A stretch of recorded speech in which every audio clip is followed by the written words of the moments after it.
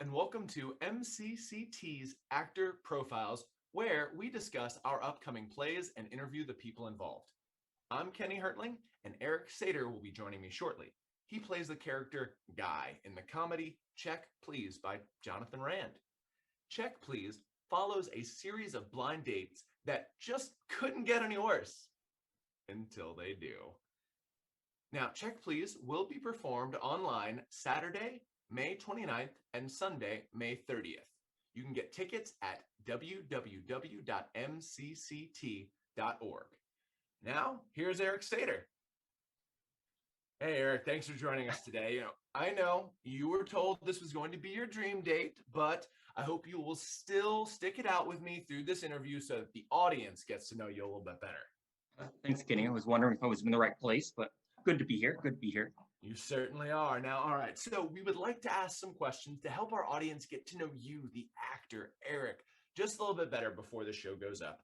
So, first question I have for you. When did you first want to be an actor or get involved in theater? Sure. So I was always interested, including as a kid. But, honestly, I was a little intimidated, and it seems a little silly now, but nonetheless, I was.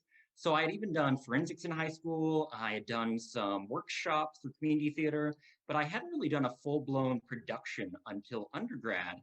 A good friend of mine was a theater major, and she invited me to go to a Romeo and Juliet audition with her. And I landed my first, theatrical role there. So yeah, that was great. My first real fun role, though, was probably in Arsenic and Old Lace. I was Dr. Einstein. And that was probably the first time that I had a lot of physical comedy, a cheesy accent, and really an opportunity to be someone that was totally different than who I was. And I think I was hooked at that point. Awesome. Well, this show is really helping you advance these questions. You just answered my second question. So my third now, how did you get involved in MCCT? Sure. So I started as a spectator. And so I moved to Bloomington from Lawrence, Kansas, another college town, 5 years ago, roughly now. And so for a couple productions, I did the Shakespeare in the Park you all offered, and then got onto your listserv and have been interested for a while, but I didn't actually audition until most recently for this production. Thankfully, it turned out I got cast, and yeah, so far so good. I'm looking forward to it, and hopefully I can do it again. Fantastic. Well, speaking of this production, tell us about your character. How would you describe them? Well, my character is Guy, and I think that already describes me a bit in that I'm not given a name. So I am someone who is relatable, I would say, in that we have all gone on dates at some point in the past, and most of us have had a bad one or multiple bad ones, if not quite as poorly as Guy's. But nonetheless, Guy's super optimistic. He tends to he doesn't really give up on the dates. And even when they go bad, he has a positive attitude for the next one. So, yeah, right. He's just an ordinary, friendly guy trying to find love out there. And I like to maybe see Guy as my aspirational self in some ways, in that he doesn't get frustrated, right? Stays optimistic, as I had mentioned. And if I could approach life with that same degree of, hey, right, things are just going to come at me. What can I do with it? What can I learn from it? That's at least a good goal I have for myself. I did in undergrad have a one act, I remember, with a student director, actually, but she was probably my toughest student director in that she made us, anytime we had a scene, go through every single line and say, hey, what's our motivation? Why are we saying this, right? What are our emotions between this particular line? And I think I've kept that with me. And so you have to, right? You have to see yourself relate to these characters and understand why they say what they say.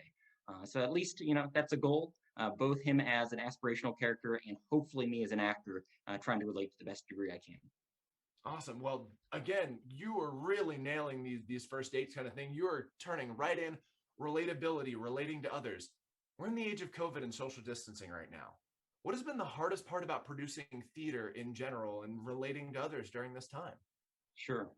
Might be a bit twofold. So one of my reasons for getting involved in theater, and I don't think it's a bad one, especially community theater, wasn't just because I liked acting, but because I liked, frankly, people in theater and opportunity to socialize, get to know new folks. And in fairness, that has been a little more difficult in the Zoom world. You don't always have quite the same jokes and stories, yeah, otherwise. But that's still happening. In terms of the actual acting, you have to think about blocking a whole lot differently. At least for me, who has done a bit of physical acting, right? You're a lot more restricted on this particular screen. So facial, right? Gestures are probably much more pronounced as opposed to other sorts of blocking that are available. We certainly ran into our fair share of tech issues with internet and sound. But we got through it, and I'm mostly intrigued too to see what this is going to look like in the end. And so, yeah, right. Who knows? I suppose we'll see.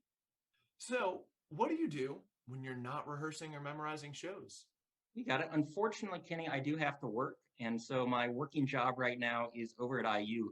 I teach at the Kelley School of Business. And so that's partly what I do. I'm actually teaching a social work course this summer. But outside of that, I love the outdoors. I think Bloomington is a great place to be for that. So hiking, all that good sort of thing.